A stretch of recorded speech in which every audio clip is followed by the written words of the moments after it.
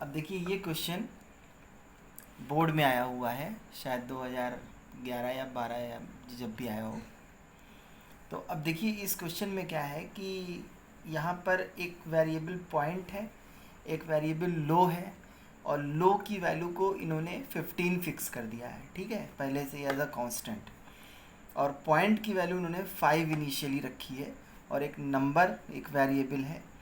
आई एक loop control variable है जो 1 से लेके लेस देन और इक्वल टू 4 तक चल रहा है, मतलब 1 2 3 4 चार बार ये चलेगा।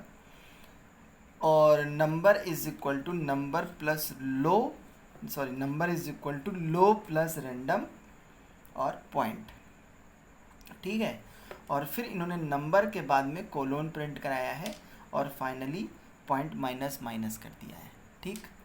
तो अब देखिए यहाँ पर कितने वेरिएबल हैं। एक तो है आपका एक है आपका पॉइंट, या सबसे पहले लो हो गया, और एक हो गया पॉइंट, और एक हो गया आपका लूप का कंट्रोल वेरिएबल आई, ठीक है। लो की वैल्यू तो 15 ये फिक्स है, ये तो 15 ही रहेगी। पॉइंट की वैल्यू इनिशियली 5 है, और आई की वैल्यू इनिशियली 1 होगी। अच्छा, इस क्वेश्चन में इन्होंने 4 ऑप्शन दे रखा है कि ये आउटपुट होगा, या फिर ये आउटपुट होगा, या फिर थर्ड ऑप्शन आउटपुट होगा, या फिर फोर्थ ऑप्शन आउटपुट होगा। तो इस तरह के क्वेश्चन को सॉल्व करने के लिए हम लोग ये नहीं देखते हैं। अगर देखिए इसमें 2 तरीके से है कि पहला तो ये है कि आउटपुट आपको दिया रहे, कि ऑप्शन दिया रहे, और दूसरा ये है कि ऑप्शन हो सकता है ना भी दिया रहे, है ना। तो अगर ऑप्शन दिया है तब तो बहुत अच्छी बात है, तो आपको थोड़ा इजी है। नहीं भी दिया है तो भी आप मिनिमम और मैक्सिमम वैल्यू फाइंड आउट करके इसका आउटपुट निकाल सकते हैं। लेकिन इस तरह के क्वेश्चन में जब आप आउटपुट जब फाइंड आउट करते हैं रैंडम फंक्शंस का, तो आपको ये नहीं देखना होता है कि कौन सा आउटपुट होगा, आपको ये देखना होता है कि कौन सा आउटपुट नहीं होगा। समझ में आई ना बात। ये नहीं देखते हैं कि कौन सा आउटपुट आ सकता है, यहाँ हम लोग ये देखते हैं कि कौन सा आउटपुट नहीं आ सकता है, ठीक है। तो अब देखिए इसको हम लोग सॉल्व करते हैं। सबसे पहले आई की वैल्यू 1 होगी। 1 के केस में ये कंडीशन ट्रू मिलेगी, आई इज़ लेस देन और equal to 4, yes condition true है। जैसे ट्रू होगी कंट्रोल लूप की बॉडी के अंदर एंटर कर जाएगा। अब लूप की बॉडी के अंदर एंटर करने पर क्या होगा कि number is equal to low plus random point. अब पॉइंट की जो मिनिमम वैल्यू होगी, पॉइंट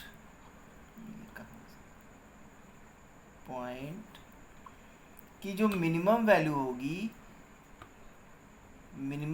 होगी, वो होगी 0, और जो मैक्सिमम वैल्यू होगी वो होगी 4, ठीक है ना, क्योंकि पॉइंट की वैल्यू 5 है यहाँ पर।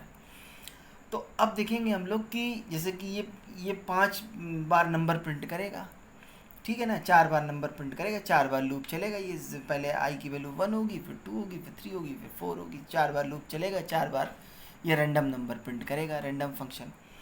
तो ऐसे केस में देखिए जैसे कि फर्स्ट नंबर है, तो फर्स्ट वैल्यू क्या प्रिंट हो सकती है हम लोग ये देखेंगे। तो अभी क्या है कि पॉइंट इज इक्वल टू 5 है, तो मिनिमम वैल्यू 0 हुई और मैक्सिमम वैल्यू 4 हुई, क्योंकि रैंडम फंक्शन में अगर रैंडम के पैरामीटर में n लिखा हुआ है, तो ऐसे केस में वो 0 से लेके n-1 तक कोई भी वैल्यू प्रिंट कर सकता है, ठीक है।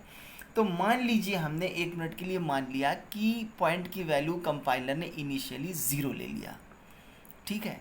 तो 0 प्लस 15, ठीक है ना, लो प्लस रैंडम 0, तो 0 प्लस 15 मतलब 15 हो सकती है, या फिर वो 1 ले सकता है। तो 1 प्लस 15 इज इक्वल टू 16, मतलब नंबर की जो वैल्यू है, नंबर इसकी वैल्यू जो होगी वो 0 प्लस 15, या फिर 1 प्लस 15, या फिर 2 प्लस 15, या फिर 3 प्लस 15, या फिर 4 प्लस 15 हो सकती है।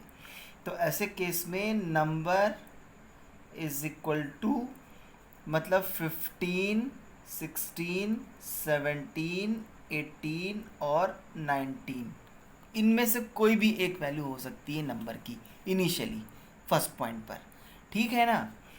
तो हम लोग अब आउटपुट में देखेंगे कि 15, 16, 17, 18, 19 इनमें से कोई वैल्यू फर्स्ट प्लेस पर प्रिंट हो रही है। तो देखिए यहाँ पर 19 हाँ हो रही है, यहाँ पर 19 यहाँ भी हो रही है, यहाँ पर 19 यहाँ भी हो रही है, लेकिन 14 नहीं हो सकती है, क्योंकि इनिशियल अगर वो पॉइंट की वैल्यू 0 भी मानता है तो ऐसे केस में 0 + 15 = 15 होना चाहिए। 14 किसी हालत में नहीं हो सकता, इसलिए ऑप्शन नंबर 2 को हम क्या करेंगे, एलिमिनेट कर देंगे। मतलब ये वैल्यू पॉसिबल नहीं है, ये वैल्यू पॉसिबल नहीं है, इसको हमने एलिमिनेट कर दिया, अब ये नहीं हो सकता। ठीक है, अब हमारे पास बचा क्या, ऑप्शन नंबर 1, ऑप्शन नंबर 3 और ऑप्शन नंबर 4। ठीक है, अब ये तो हुई बात फर्स्ट आइट्रेशन की, ये है फर्स्ट आइट्रेशन की। ठीक है, ये फर्स्ट आइट्रेशन में ये प्रोसेस परफॉर्म हुआ। अब आते हैं हम लोग सेकेंड आइट्रेशन में। सेकेंड आइट्रेशन में अब सेकेंड आइट्रेशन में क्या होगा कि आई की वैल्यू जो है आपकी आई, यहाँ से सबसे पहले क्या होगा, पॉइंट माइनस माइनस हो जाएगा। मतलब पॉइंट की वैल्यू कितनी हो गई अब की बार, जो भी है पॉइंट की जो वैल्यू है, पॉइंट की जो वैल्यू है वो अब की बार क्या हो जाएगी, 4 हो जाएगी। मतलब ये पॉइंट की वैल्यू 4 हो जाएगी। फिर आई में इंक्रीमेंट होगा, आई में इंक्रीमेंट हुआ तो आई की वैल्यू 2 हो गई। ठीक है ना, आई की वैल्यू 2 हो गई, और इसकी वैल्यू तो चेंज नहीं होने वाली, इसकी वैल्यू तो फिक्स है 15। ठीक है, तो पॉइंट की वैल्यू कितनी हो गई अब की बार, पॉइंट की वैल्यू हो गई 4। तो 4 के केस में क्या होगा कि मिनिमम वैल्यू क्या होगी, 0, और मैक्सिमम वैल्यू पॉइंट की क्या हो सकती है, 3 हो सकती है, क्योंकि 4 - 1 = 3। मतलब नंबर की जो वैल्यू होगी वो आपकी 0 + 15, 0 + 60, सॉरी 1 + 15, 2 + 15 और 3 + 15।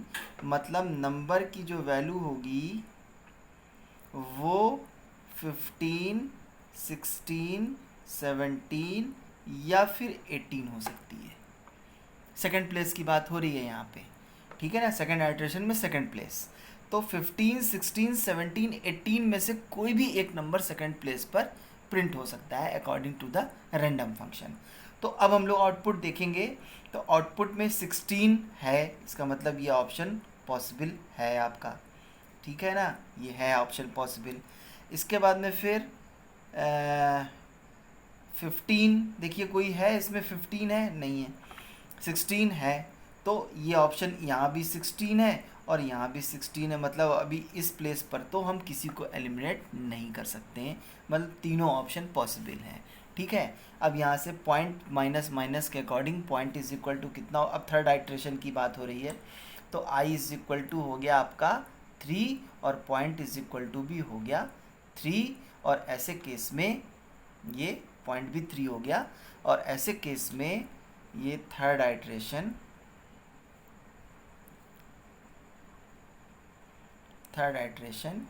अब ऐसे केस में क्या होगा कि जो पॉइंट है, पॉइंट की वैल्यू जो होगी वो है आपकी 3। तो ऐसे केस में मिनिमम वैल्यू क्या हो सकती है, 0, और मैक्सिमम क्या होगी, 2 होगी, क्योंकि 3 - 1 = 2, n-1 तक जाएगी।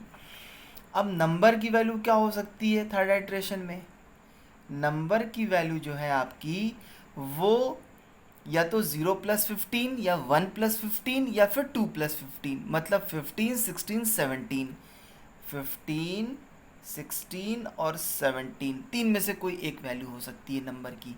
ये थर्ड प्लेस की बात हो रही है।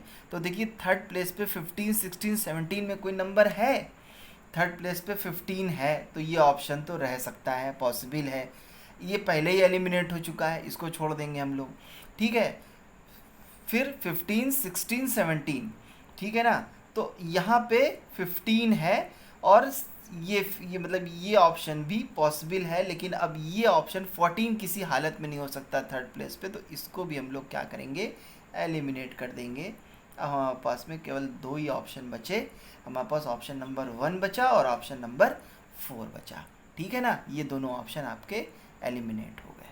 ठीक है, अब आते हैं हम लोग फोर्थ आइट्रेशन पर। अब जगह नहीं बची, लेकिन फिर भी देखते हैं हम लोग यहाँ पे। ये आया आपका फोर्थ आइट्रेशन।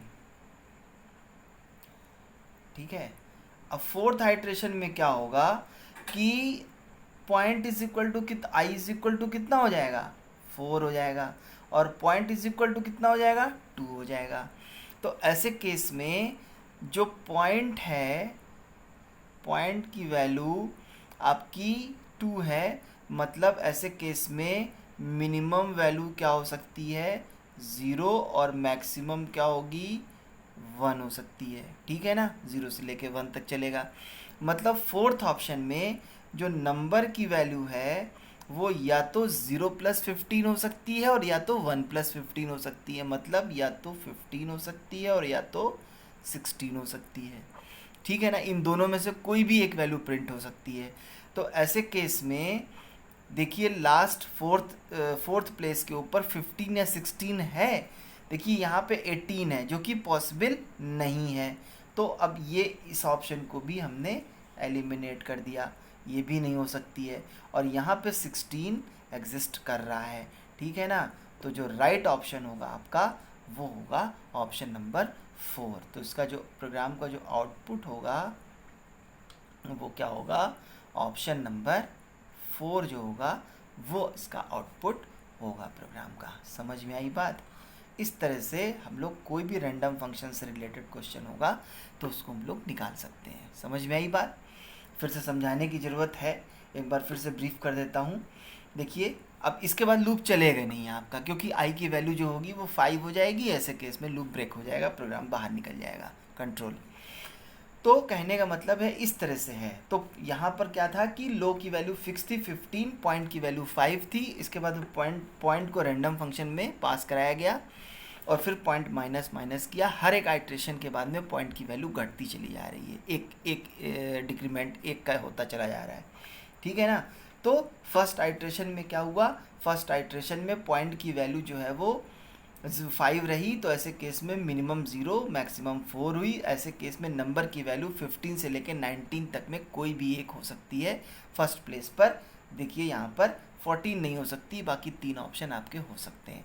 इसलिए हमने ये सेकंड ऑप्शन को शुरू में ही एलिमिनेट कर दिया कि ये नहीं हो सकता है। मैंने बताया ना कि इसमें हम लोग ये देखते हैं कौन सा नहीं हो सकता है। ठीक है।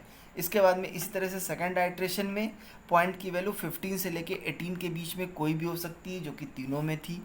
थर्ड आइट्रेशन में पॉइंट की वैल्यू आपकी 15 से लेके 17 में हो सकती थी, जो केवल 2 में थी, पहले और चौथे में थी।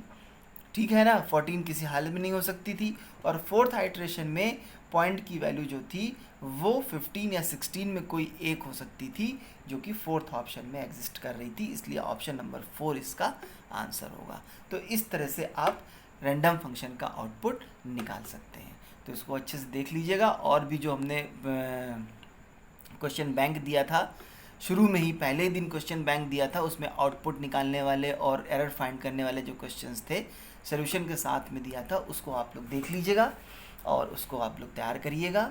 और मैंने और भी बहुत सारे वीडियोस भेजे हैं, उनमें से आप लोग मैं फिर बता दे रहा हूँ कि उसमें अगर मैंने कहीं पाइथन लिख दिया हो, क्योंकि पाइथन के लिए ही बनाया था वो वीडियो, अब लकीली आपके लिए भी काम आ रहा है। ठीक है, मेरी थोड़ी सी मेहनत भी बच गई है और आपके लिए बेनिफिशियल भी हो गया है। तो पाइथन अगर लिखा है तो उसको भूल जाइएगा, वो C++ मान के चलिएगा। टेक्निक सब में सेम होती है, प्रिंसिपल सिद्धांत सब में सेम होता है, बस लिखने का, प्रोग्राम लिखने का तरीका अलग होता है। ठीक है ना, लैंग्वेज का मतलब ही यही होता है, सिंटेक्स अलग होती है, ग्रामर अलग होती है, तो लेकिन टेक्निक सब में सेम होती है। तो रैंडम फंक्शन का ये था, उसमें आप लोग देख लिए मैंने इंसर्शन सॉर्ट भेजा है, इसके अलावा सिलेक्शन सॉर्ट का क्वेश्चन भेजा है, मतलब उसकी टेक्निक भेजी है। इसके अलावा बबल सॉर्ट की टेक्निक भेजी है, मर्ज सॉर्ट की टेक्निक भेजी है। प्रोग्राम्स तो आपके नोट्स में पहले ही थे, मैंने पूरा C++ का नोट्स भेज दिया है, विद सोल्यूशन भेज दिया है, उसको आप लोग अच्छे से देख लीजिएगा। और बिल्कुल बिना टाइम किल किए, बिना टाइम गंवाएं आप लोग उसको अच्छे से पढ़ाई करिएगा, इसको देख लीजिएगा। फिर आगे और भी जैसे जैसे पॉसिबल हो सकेगा वैसे वैसे हम और भी वीडियोस बना करके, लेक्चर्स बना करके आपको कोशिश करेंगे कि ज़्यादा से ज़्यादा पोर्शन आपका मैं रिवाइज़ कर दूँ। ठीक है, थैंक यू सो मच।